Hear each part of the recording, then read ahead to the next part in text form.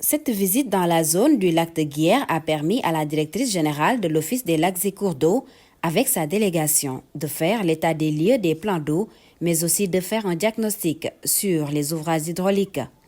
À Dagana, la directrice a rencontré les autorités et les usagers avant de se rendre dans les ouvrages du préfet lac.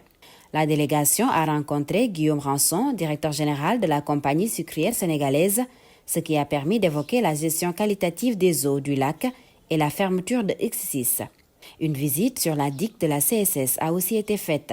On a commencé la tournée hier, je rappelle. Hier, on a fait le département de Dagana. D'abord, quand on entame des tournées, on va voir les autorités administratives des différentes collectivités qui sont tout autour de notre aire de gestion. Ici, comme l'aire de gestion, c'est le lac de Guiers, on est passé par le préfet du département de Dagana hier. Après, on a visité les différents ouvrages qui ont été construits dans le cadre du préfet lac. Et je rappelle que ce projet a été piloté par l'Office des lacs et cours d'eau et qu'il y a eu pas mal de réalisations d'ouvrages sur la zone lacustre du lac de Guiers. Aujourd'hui aussi, on a continué notre tournée. On est passé par la compagnie sucrière sénégalaise et je rappelle que la compagnie sucrière, c'est un gros préleveur sur le lac de Guiers. Et aujourd'hui, on est parti pour un peu voir l'état de la situation par rapport surtout à l'ouvrage X6, qui est un ouvrage de drainage de la CSS sur la Taoué. Et on a discuté un peu des projets qu'on va ficeler ensemble, mais éventuellement aussi pour l'arrêt du rejet de X6 sur le lac de Guiers. La délégation de l'OLAC a fait la traversée du lac en bateau de Nich à Keur-Momar-Sarr. Diarra Sow a exprimé sa satisfaction sur la quantité et la qualité de l'eau du lac. Et je rappelle que l'objectif de la mission, c'est surtout faire un état des lieux. Parce que, hormis les projets qui sont en instruction, il y a eu des projets déjà réalisés par l'Office des lacs et cours d'eau dans le cadre du préfet lac, mais il y a aussi des projets qu'on envisage de mettre en œuvre, que ce soit le préfet l'eau, que ce soit le PCA, que ce soit les projets de transfert d'eau que l'État du Sénégal compte faire à partir du lac de Guiers. Donc c'est une mission d'imprégnation, mais c'est aussi une mission de diagnostic de l'état, de faire l'état des lieux, l'état de la situation, de recueillir les préoccupations des populations, de recueillir aussi leurs attentes envers les projets et les programmes que l'OLAC est en train de mettre en œuvre. Donc ce sont ces objectifs essentiels qui ont motivé notre mission aujourd'hui dans la zone du lac de Guiers. Aujourd'hui, dans l'approche de nos autorités, l'OLAC était dans la dynamique d'une gestion rationnelle des ressources en eau. Une gestion qui va se baser sur la gestion quantitative, mais aussi sur la gestion qualitative.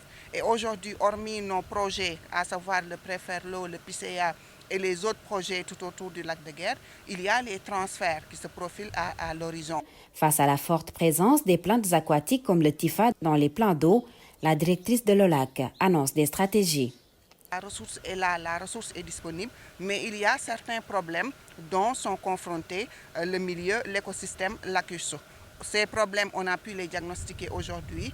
D'abord, c'est l'envahissement des plantes aquatiques, le TIFA, qui colonise un peu les berges du plan d'eau. Il y en a un peu partout, même au niveau des ouvrages réalisés dans le cadre du préfet lac, au niveau du Nietillon et autres. On voit que, hormis le TIFA, il y a les salades d'eau aussi qui prolifèrent sur la surface de l'eau.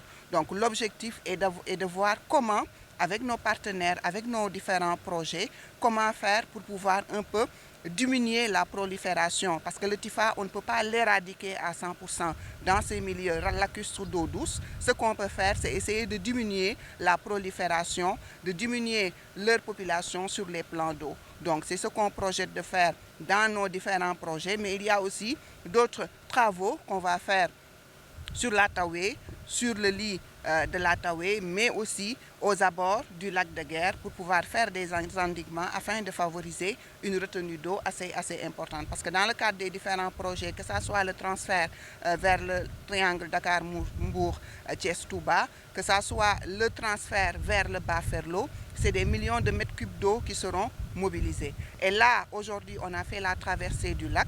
on voit que la capacité actuellement peut aller de 800 millions de mètres cubes à 1,2 milliard de mètres cubes d'eau. Donc la capacité du lac, la capacité hydrique est très très importante et déjà avec les relevés qu'on a pu faire, avec les relevés de qualité, on a pu voir qu'il y a une quantité d'eau assez importante, mais la qualité de l'eau, elle est acceptable, elle est consommable. Donc ce qui fait que pour les usages, parce que le transfert, ce n'est pas seulement pour les usages d'adduction en eau potable, ce sera aussi pour les usages agro-silvo-pastoraux. Sur les transferts d'eau, il y aura des casiers agricoles tout autour des zones de transfert, mais en ce qui concerne le Bas-Ferlo, il y aura des hectares cultivables qui seront mis en eau et ceci permettrait la restauration même des écosystèmes parce que si on se rappelle le Bas-Ferlo, c'est une zone très, très sèche, une zone très aride et alors si on arrive à mettre en œuvre le Pré-Ferlo, à transférer presque 600 millions de mètres cubes d'eau, le projet global vers le Bas-Ferlo, ceci favoriserait la restauration des écosystèmes mais aussi la disponibilité de l'eau pour pouvoir faire les différentes activités agricoles et agro-silvopastorales. La directrice de l'Office national des lacs et cours d'eau promet un renforcement de la sensibilisation à l'endroit des agrobusiness et les producteurs de la zone pour le maintien de la qualité des eaux du lac.